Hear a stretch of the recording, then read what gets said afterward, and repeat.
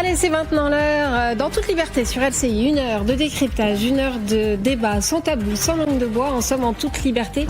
On est ensemble, vous le savez, jusqu'à 10h. Ça n'arrive qu'en France. Figurez-vous qu'il y a quelques jours, j'ai dû aller à l'hôpital Cochin, à Paris, et avant même d'y croiser un soignant, un brancard ou un service d'urgence, à l'entrée, un poste anti-malveillance. Un poste anti-malveillance. J'ai trouvé ça absolument dingue et je me suis dit que dans un lieu qui soigne, qui apaise, qui est censé accompagner la fragilité humaine, il faut apparemment désormais se protéger comme dans une gare un soir de match avec des hooligans un peu nerveux. Et puis il y a aussi les faits divers qui succèdent évidemment à Rennes. Il y a quelques semaines, dans une école maternelle, l'école des Cloteaux, un directeur enseignant expérimenté a été menacé par des parents, menacé de mort. Une plainte a été déposée. À Tourcoing, mardi dernier, un médecin de SOS Médecins a été agressé dans son bureau. Il avait simplement demandé à la maman de tenir un peu, de calmer son enfant agité pour que les autres puissent profiter des consultations.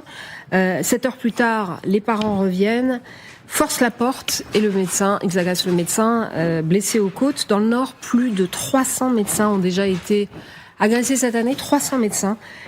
Sont-ils si divers, ces faits ? Qu'est-ce qui nous arrive ? À quel moment l'école, l'hôpital, les cabinets médicaux, ces lieux où on soigne, où on protège, où on apaise, à quel moment deviennent-ils des zones de tension ? À quel moment on a cessé de respecter ceux qui nous soignent, qui s'occupent de nos enfants, de nos corps, de nos maladies, de nos fragilités ? On peut accuser l'époque, on peut accuser les réseaux sociaux, on peut accuser l'hyper-nervosité générale. Mais ce qui est nouveau, c'est que la violence s'installe dans des lieux qui nous faisaient tenir ensemble, qui sont au cœur du lien social. Discrètement, mais sûrement. Ça n'arrive qu'en France.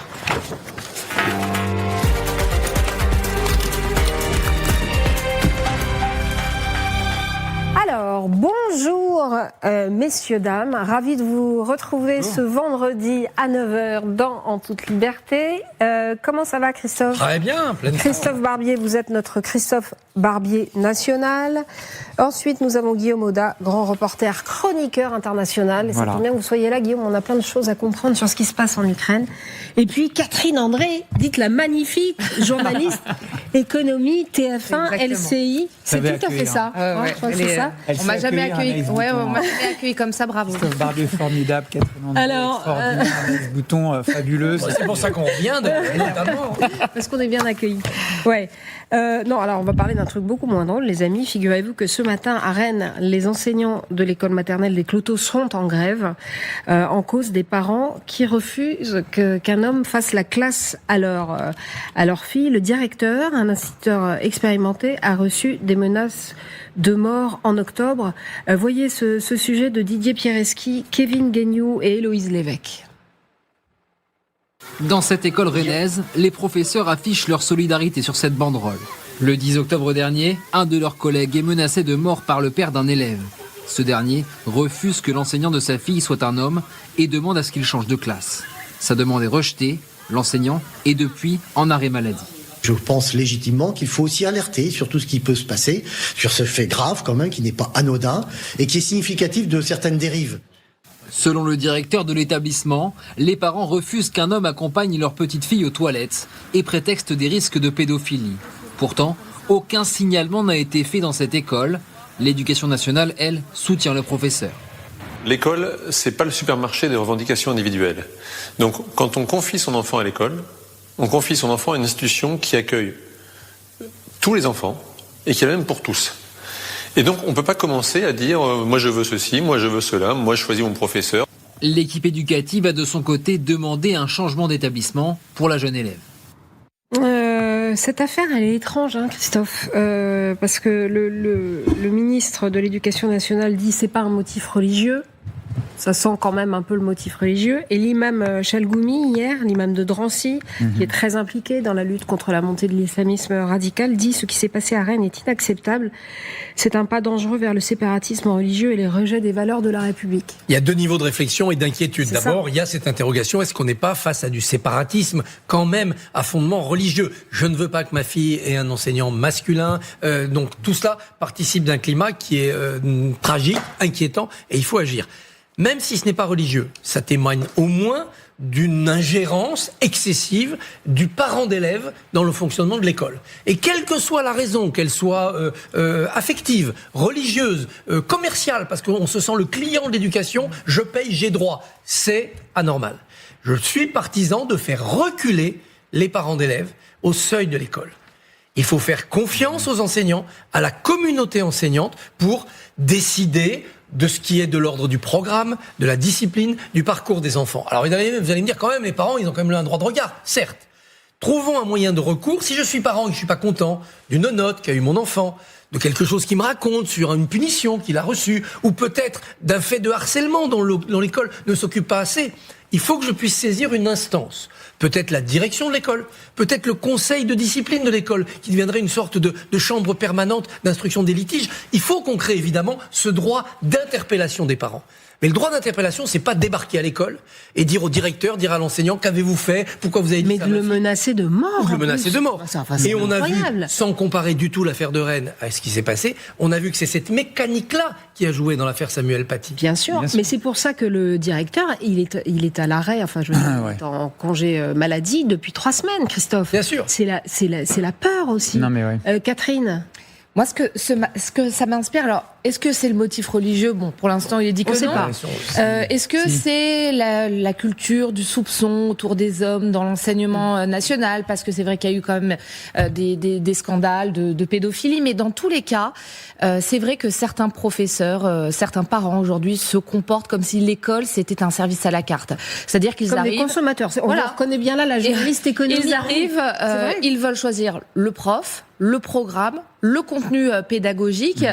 Ils ne reconnaissent plus pour certains parents que l'école, c'est les lois communes, quelque part. Non, ils veulent imposer ce qu'ils souhaitent. Là, le sexe, c'est la première fois qu'on entend ça. C'est-à-dire des parents qui ne veulent pas d'un professeur sous le seul motif qu'il est un homme. C'est la première fois qu'on entend ça. Si on accède à ça, demain, les parents peuvent arriver et dire moi, je veux pas de ce professeur en raison de ses tenues, en raison de ses opinions.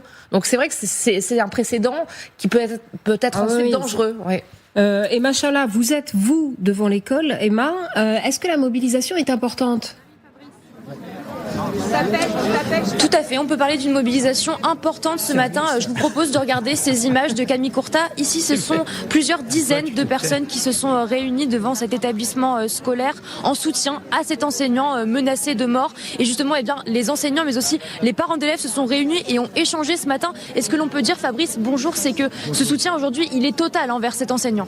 Absolument, les parents, les enseignants, l'équipe éducative, mais ça a été depuis le début. Et puis, je dirais, au-delà de ça, des écoles en grève aussi aujourd'hui, des parents qui signalent, qui ne sont pas de l'école, qui signalent leur solidarité, et bien sûr l'ensemble du syndicat, des syndicats et du syndicat Force Ouvrière mobilisés depuis la première minute.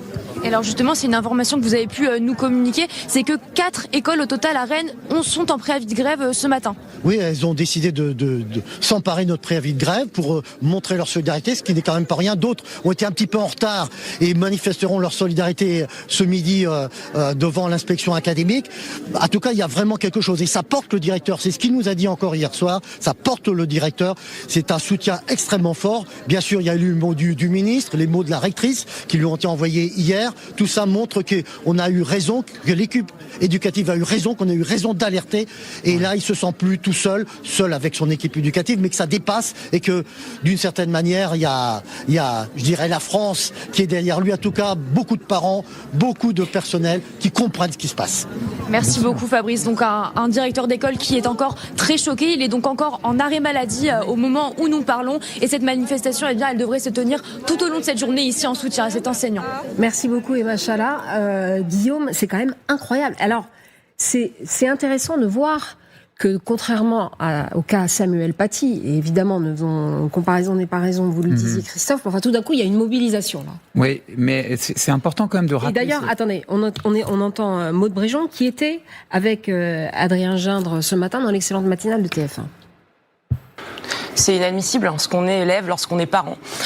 On ne choisit pas son professeur, on ne choisit pas le sexe de son enseignant, on ne choisit pas ses camarades d'école. L'école de la République, c'est l'école pour tous. Et ça ne peut pas être autrement. C'est incompréhensible, encore une fois, je le redis. Mon collègue Édouard Geffray disait que l'école n'était pas un supermarché des revendications. Je reprends à mon compte cette formule. Oui, non, trois petites choses. D'abord, imaginez le sketch chaque année. Ça veut dire qu'en fait, toute la scolarité de cet enfant, ça va être pile ou face. Si c'est un homme, c'est pas possible. Si c'est une femme, c'est bon, ça passe. Donc, il faut imaginer le sketch dans lequel on est. Ça, c'est le premier point. La deuxième chose, bon, au-delà de ce que dit Édouard Geoffrey, le nouveau ministre de l'Éducation nationale, ou Maud Bréjon, la porte-parole, l'école n'est pas un supermarché. D'accord, mais à un moment donné, il faut aller un peu plus loin et nommer les choses. L'imam Chalgoumi que vous citiez, il a peut-être un peu plus d'informations, mais lui, il parle de dérive sectaire de l'islam radical qui n'a pas à imposer ses vues sur une école. C'est peut-être ça dont il s'agit en réalité, et c'est peut-être ça qui explique la très importante mobilisation autour de cet homme qui est en arrêt maladie. C'est curieux, Guillaume, parce que le ministre moi, je ne sais pas s'il est prudent, je ne sais pas s'il manque d'informations, mais effectivement, on ne va pas la refaire à chaque fois, mal nommer les choses, c'est ajouter au malheur du monde. En tout cas, je trouve que cet excès de prudence, il nuit aux intérêts de la République et de tous ses citoyens et de tous ses élèves, qu'ils soient musulmans, juifs, chrétiens ou alors laïcs. À un moment donné, nommer les choses, ça permet d'avancer. Sans quoi, c'est effectivement une entreprise peut-être radicale, rigoriste, qui elle avance ses pions et continuera de le faire, et ça produira le sketch. Et puis évidemment, comment ne pas avoir en tête, en effet, comparaison n'est pas raison, l'affaire Samuel Paty. C'est une histoire banale au départ, c'est un mensonge, c'est une cabale sur les réseaux sociaux, c'est un djihadiste qui à un moment donné du côté de la Normandie se cherche des cibles, et à la fin ça donne l'assassinat d'un professeur. Et c'est surtout un professeur lâché. Voilà, qui s'est senti isolé, pas entendu, et à un moment donné pas du tout soutenu par la communauté enseignante. Donc bien entendu que tout le monde a ça en tête, on va pas se le cacher, et c'est pour ça que les gens sont dans la rue autour de ce professeur, autour de ce directeur, et c'est une bonne chose, parce que eux, ils nomment les choses. Et donc il faut aller tout droit à un moment donné, sinon ça va se reproduire chaque année avec ce même professeur, cette même élève qui grandira, et jusqu'à un moment donné que quelque chose d'odieux ou de pire ne se produise. Alors là, ça sort parce que c'est virulent, c'est spectaculaire, mais tous les jours, à bas bruit, des petits renoncements, des petits accommodements, le fameux pas de vague, continue à saper. Vous croyez encore maintenant après Samuel Paty, après Dominique Bernard, aujourd'hui, les professeurs peuvent être pris pour cible. C'est-à-dire, s'ils veulent aborder la Shoah dans certains programmes, s'ils veulent parler de mixité, de programmes sexuels, par exemple, on l'a vu, toute cette à un moment sur l'éducation sexuelle à l'école, tout ce que ça avait provoqué à chaque fois qu'ils abordent quelque chose, ils peuvent être pris pour cible aujourd'hui, ce qui honnêtement, ils méritent la compassion, les professeurs de notre pays, et l'admiration. Parce que, vu comme c'est mal payé, mal valorisé, mal considéré, en plus qu'il y a des menaces des parents, honnêtement, c'est un métier qui est de plus en plus difficile. Bon, merci à tous les trois. On passe à la ligne numéro 2. Hier, le président Poutine a fait cette annonce. Camarades officiers, chers camarades, bonjour. Aujourd'hui, j'aimerais entendre le chef d'état-major parler de la situation dans la zone de responsabilité du groupement de troupes Ouest.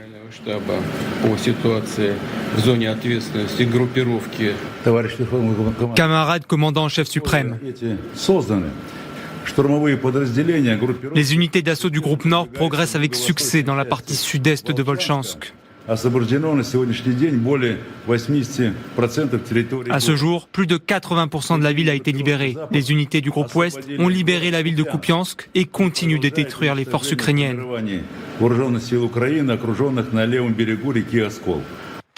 Gwendoline de Bono, vous êtes à Kiev. Bonjour Gwendoline. Le président Zelensky ou l'état-major ukrainien ont-ils confirmé cette prise de Kupiansk ?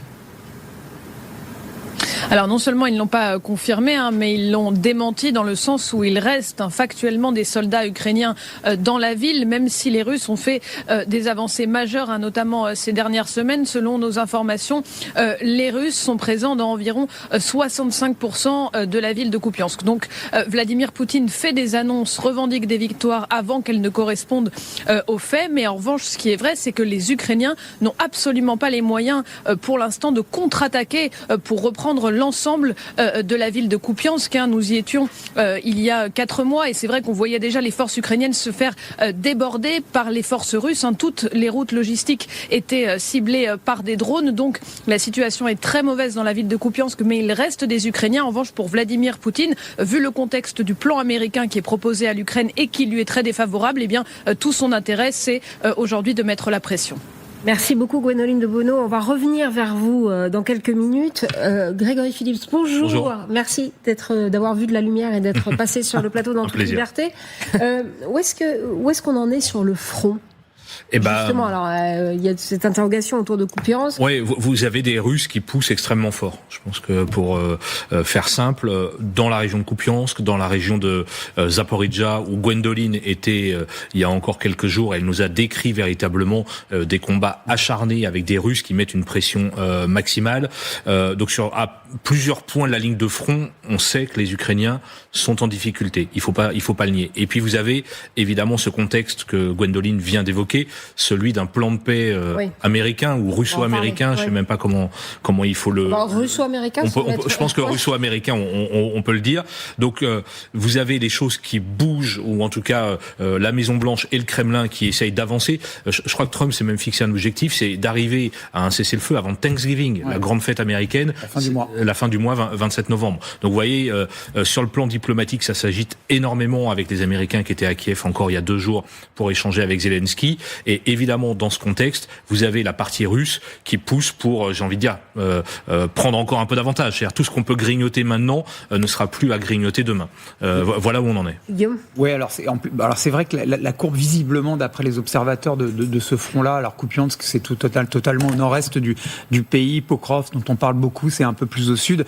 Mais décrivent donc ces observateurs une courbe exponentielle de grignotage. C'est-à-dire que ça avance plus vite, plus fort, de manière plus brutale. Ça, c'est une tactique russe qui consiste à envoyer des hommes. On estime que pour un soldat ukrainien tué, il y a 5 soldats russes éliminés. Donc c'est dire à quel point la masse est utilisée en termes de boucherie de boucherie à canon. C'est ce qu'on dit. Chair à canon. De chair à canon, oui. C'est une boucherie, c'est de la chair à canon. C'est de toute façon comme ça qu'est conçue en fait la tactique extrêmement brutale qui est mise au point par Poutine et son armée pour avancer.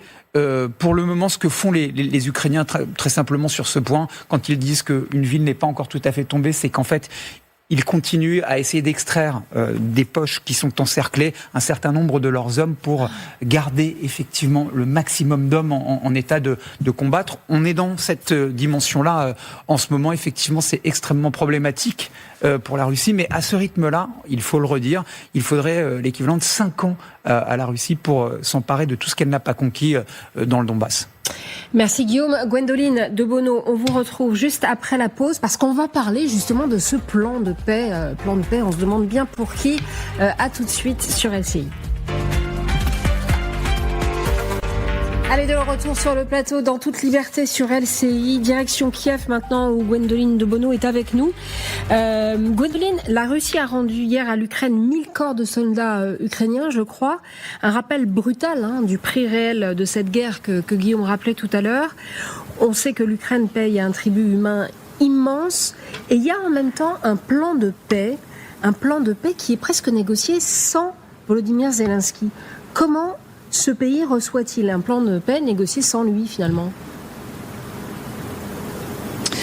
Alors, il y a plusieurs choses. Pour nombre d'Ukrainiens, c'est sûr que c'est un plan qui s'apparente à une forme de capitulation. Pour autant, tout le monde s'attend ici à ce qu'il y ait encore des discussions par rapport à ce qui a été présenté, notamment autour de la taille de l'armée ukrainienne et notamment autour des concessions territoriales. Après, c'est vrai qu'on a discuté avec beaucoup d'officiers ces derniers jours, ces dernières semaines, et on a des avis qui sont assez partagés, honnêtement. Vous avez des officiers qui vous disent qu'il faut un cessez-le-feu parce que il y a un manque d'hommes, il n'y a pas une possibilité sur le long terme de contenir la poussée russe qu'on voit aujourd'hui. Il y en a qui craignent que si la guerre se poursuit en l'état, l'Ukraine en fait finisse par perdre plus de territoire. Vous avez d'autres officiers qui sont totalement opposés à ce plan et eux qui vous disent honnêtement on fait sans les États-Unis ne nous aident plus, donc ils ne sont pas, si vous voulez, en position de faire pression sur l'Ukraine. Donc des avis assez partagés sur ce qui est présenté et on retrouve cette division au sein sein de la société, parce que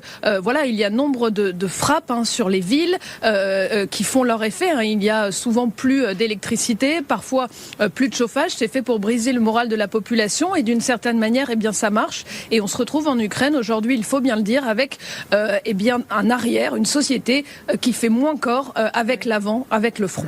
Merci beaucoup Gwendoline de Bono. Vous êtes en direct pour LCI en Ukraine.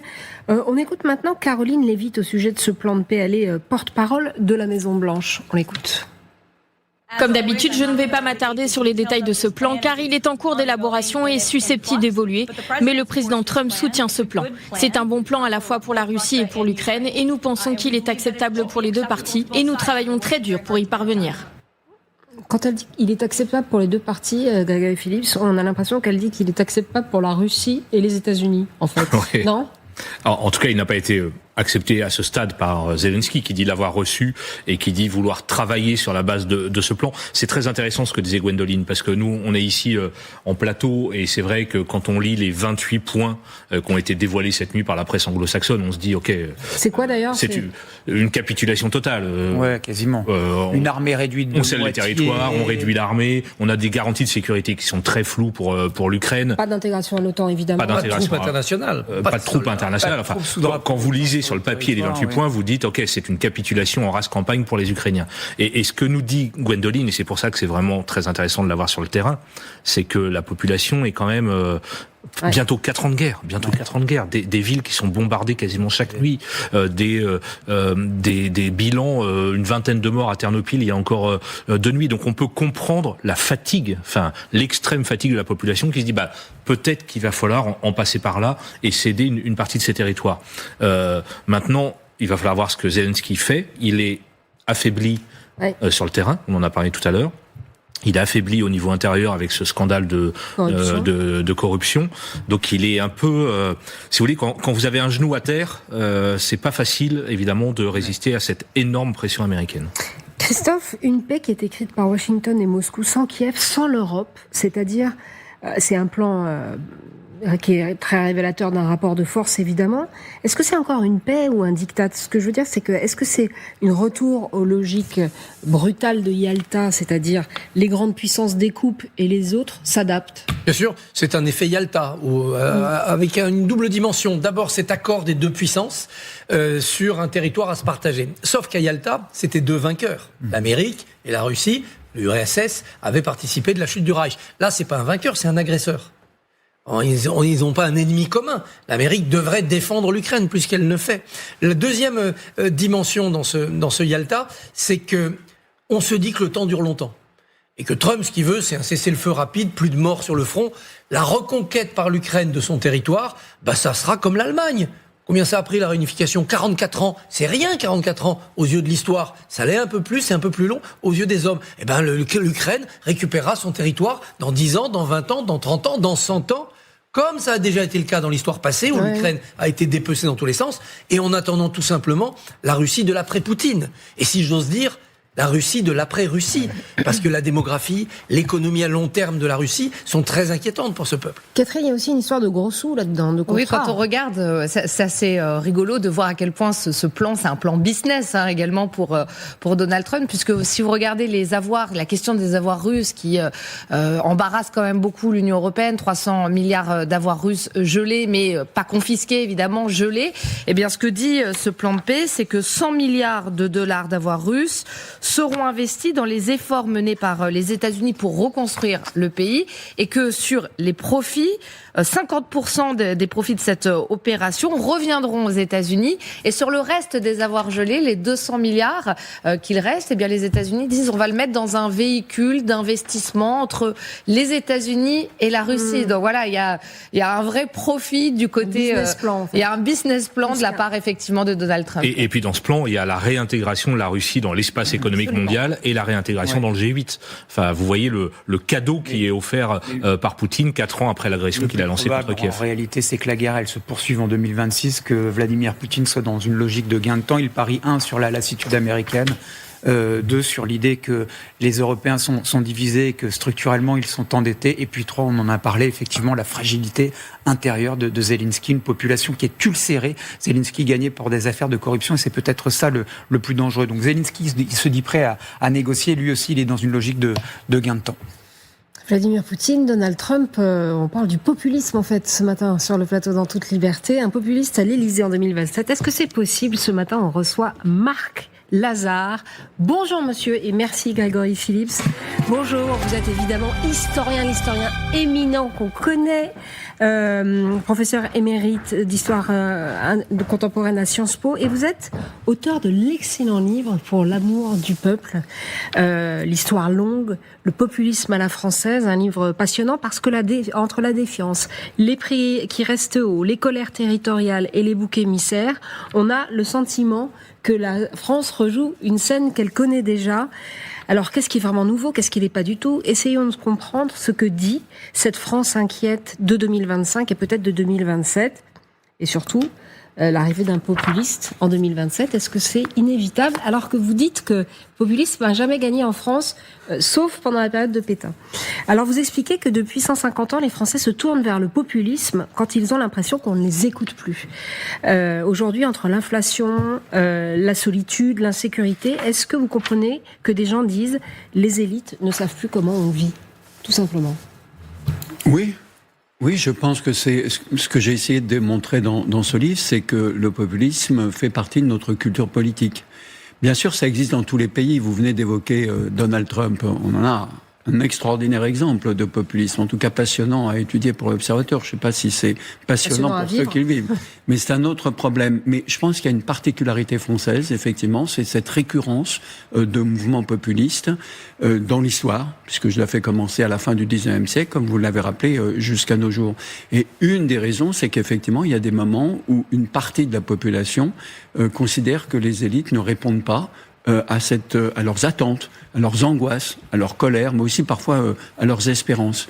Et j'ajoute aussi un autre élément, c'est que je crois qu'en France, il y a du côté des élites, parce qu'on parle souvent de la défiance d'une partie du peuple envers les élites, mais il y a une méfiance des élites à l'égard de la population, du peuple, parce qu'il y a cette hantise de la France, des furies populaires.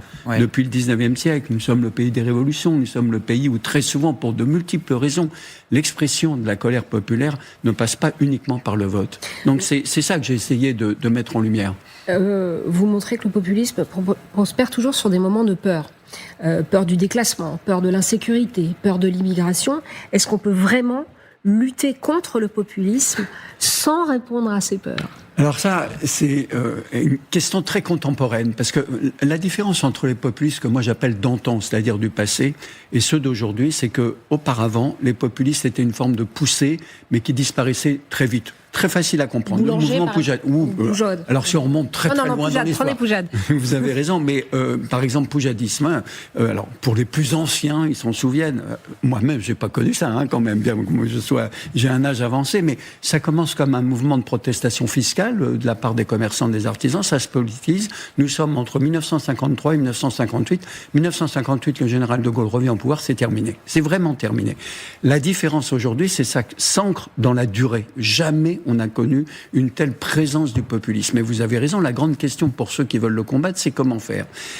En France, il y a une tentation, c'est de reprendre les armes du populisme, notamment un certain style. Et dans ce livre, je prends un exemple, c'est celui d'Emmanuel Macron en 2016-2017, quand il se lance à la conquête de l'Élysée. Il a toutes les caractéristiques, sauf celle d'être un populiste, justement. Or, et il veut les combattre, et d'ailleurs, il s'est affronté à Marine Le Pen à l'occasion d'un débat qui est resté historique, télévisé.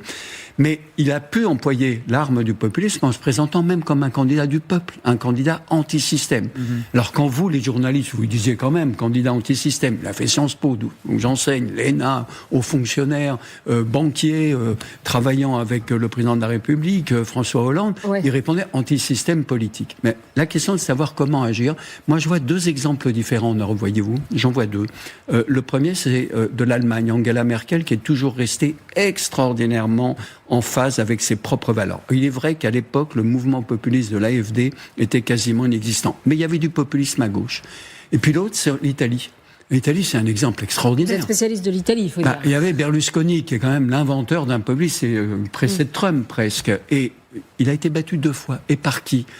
Par un professeur, pas spécialement enthousiaste pour suivre ses prestations, mais justement, il se disait, si j'essaye d'aller sur le terrain de Berlusconi, je serai carbonisé. Et donc, il a joué une carte qui était celle du sérieux, de dire ce qu'il allait faire s'il était élu. Il a gagné 2 fois. Christophe. Le populisme peut arriver par la violence. C'est la marche sur Rome. C'est la tentative boulangiste en France. Qu'est-ce qui aujourd'hui nous prémunit contre cela ? Est-ce que pour vous c'est un scénario qui est devenu au XXIe siècle en France totalement de la science-fiction que de penser que par la violence, par la masse, on puisse réussir à prendre le pouvoir ? Le dernier épisode pour moi, c'est les poujadistes, qui n'ont pas été loin en janvier 55 d'être dans une logique putschiste. Oui, il y avait le 6 février 34 aussi. Exactement. Moi, j'intègre les ligues de l'extrême droite dans mes exemples de populisme.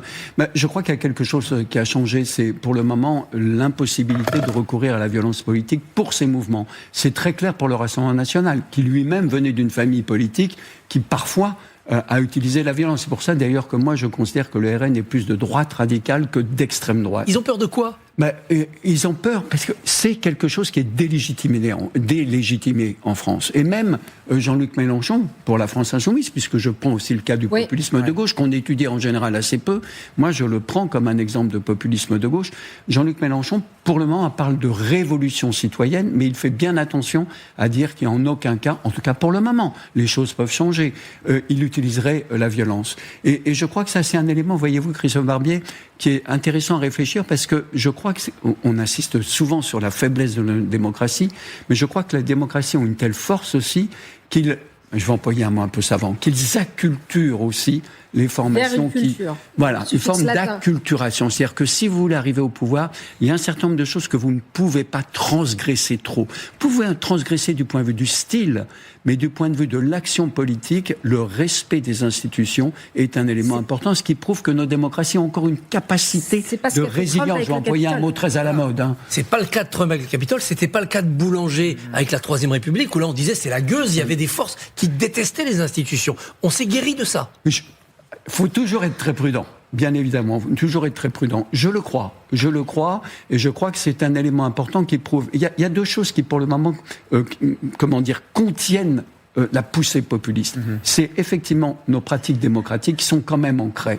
Et recourir à la violence, il y a un risque très fort, justement, de perdre sa popularité. Et puis le deuxième, c'est l'Union européenne. C'est l'Union européenne.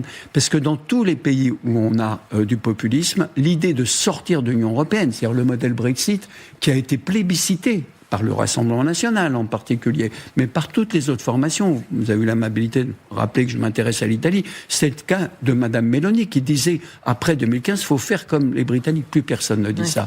Donc il y a en quelque sorte un système de contraintes, si vous voulez, et en même temps de capacité de ces formations d'intégrer ces contraintes. Vous avez analysé les Gilets jaunes comme un immense cri de colère et vous rappelez que le populisme grandit toujours quand les classes moyennes se sentent abandonnées. C'est le cas aujourd'hui. Est-ce que les Français des petites villes, des campagnes sont en train de se détacher du système politique, de trouver d'autres solutions hors des partis institutionnels, parce qu'ils ont le sentiment d'être les oubliés de la République ? Est-ce qu'on peut encore réparer ce lien-là ? Alors, premièrement, oui à la première question. Oui, il y a un sentiment d'oubli, de détresse sociale qui a été l'expression des Gilets jaunes. Et ça, c'est vrai qu'on le retrouve dans tous les cas de populisme. Défiance politique, crise sociale et je dis aussi interrogation culturelle et identitaire. Bien sûr, après, ça se déplie différemment selon les périodes.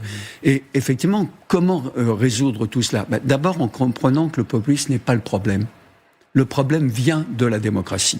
Et donc, c'est quelque chose de très différent. C'est-à-dire, c'est pas de dire le populisme est problématique. Ce qui est problématique, c'est les conditions qui permettent son éclosion. C'est-à-dire que c'est les sources d'inquiétude du peuple qui n'ont pas été réglées par le politique et qui donc fait que le peuple va s'adresser à d'autres. Il y a la possibilité de s'abstenir. Voilà, il y a d'abord la possibilité de l'abstention, c'est-à-dire se désintéresser complètement du jeu politique. Et puis il peut y avoir d'autres tentations. Et celle des Gilets jaunes est très particulière. Elle est unique pour le moment, à la fois dans notre pays et même dans d'autres pays européens. C'est-à-dire c'est l'expression d'une très grande colère, d'une très grande détresse. Et moi, ce qui m'a intéressé, c'est un slogan qui jusqu'ici n'avait jamais été étudié, parce qu'on a une quantité énorme de travaux sociologiques sur les Gilets jaunes. Mais tout le monde est passé à côté d'un un slogan, nous sommes le peuple. Ouais, nous sommes le peuple. Et donc, moi, je l'analyse, j'essaye de comprendre ce que ça veut dire. Et effectivement, nous sommes le peuple, on le voit sur vos images.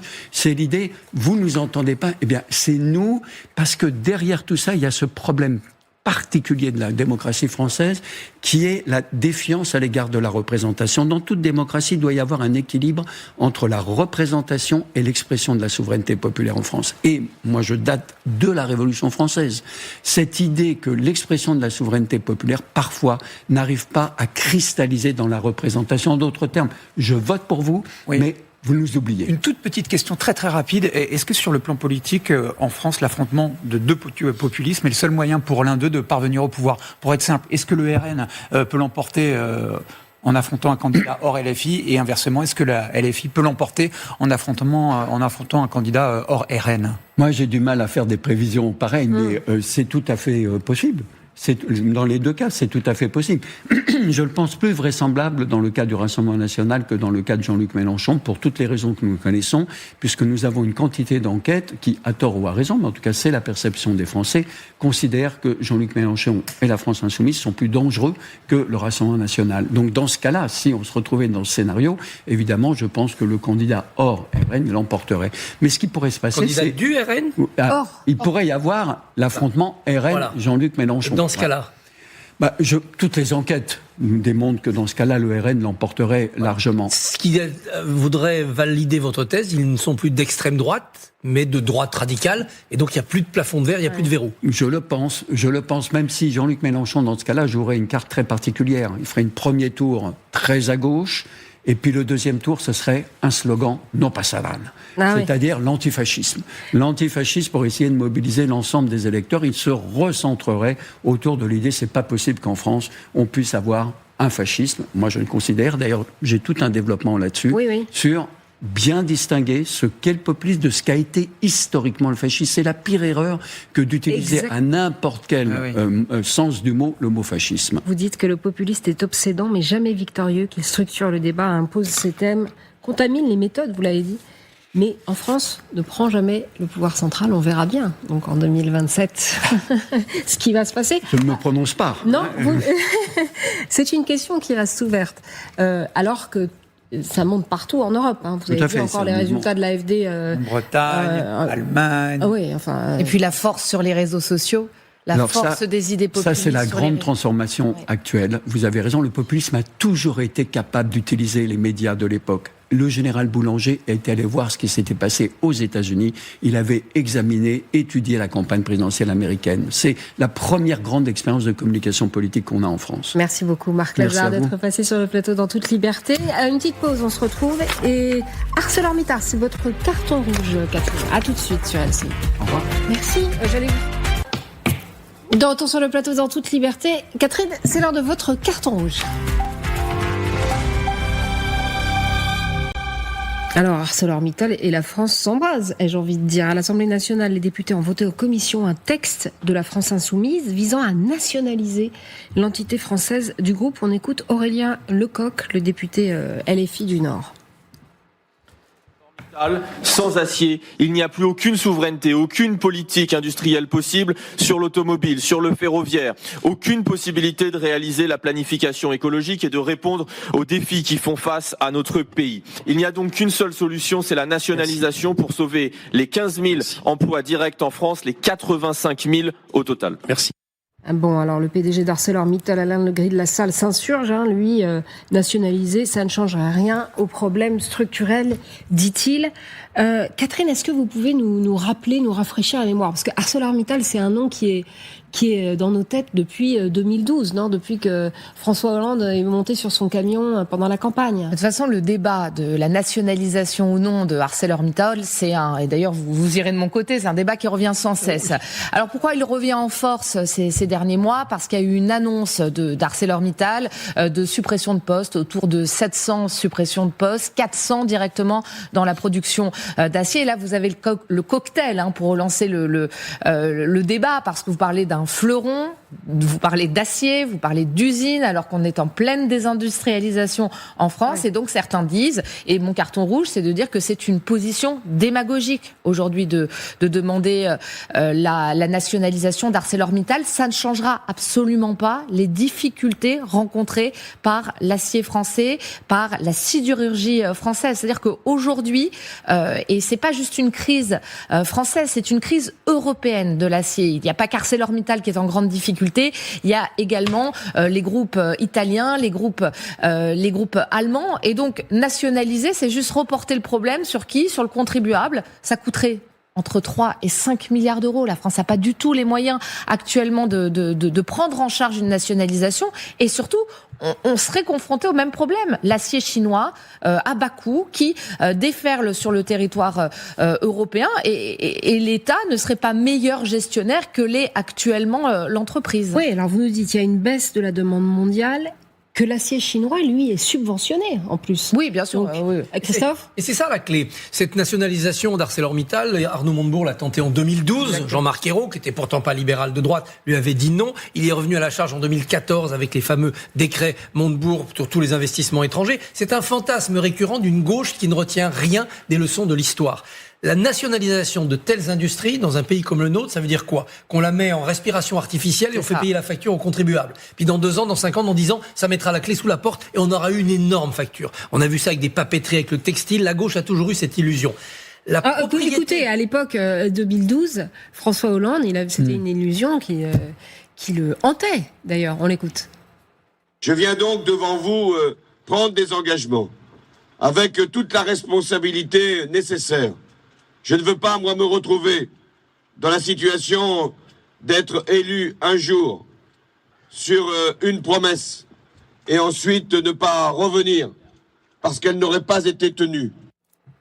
Un fantasme démagogique, en fait. Oui, la promesse n'a pas été tenue, cette promesse qui était d'ailleurs assez floue. Ça ne marche, la propriété nationalisée de telles industries, que dans un pays où tout est nationalisé. Un pays collectiviste et totalitaire. Et encore, ça marche tant que le peuple se retrousse les manches parce qu'il y croit idéologiquement. Le peuple, quand il se rend compte que le communisme, ça marche pas, eh bien, tout s'effondre très vite. C'est pour ça que l'acier chinois, en effet, il est subventionné. Il est plus que subventionné, il est subventionné en chair humaine, avec des travailleurs qui n'ont pas le choix et qui ont les salaires qu'on leur donne pour le travail que la patrie exige d'eux. ArcelorMittal, ex-Usinor et Sassilor, si mes souvenirs sont bons, avant que ça ne soit vendu à un Indien et que ça devienne donc Mittal. Mais dans les années 80, donc sous Mitterrand, 81, il y avait eu cette expérience, Catherine, la sidérurgie a été nationalisée. Ça avait donné quoi ?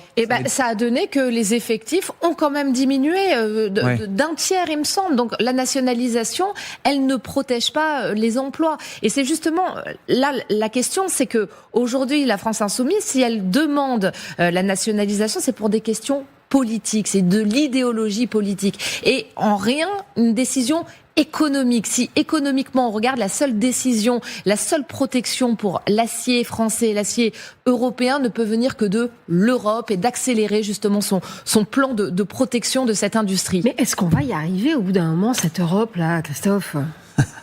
Oui, on va y arriver. Ça a commencé en 1947. C'est hier matin, à l'échelle de l'histoire. Donc on va y arriver. Hélas, on ne bouge que quand ça va mal. Quand on est dans des périodes plus calmes où on devrait en profiter pour avancer, on n'y arrive pas.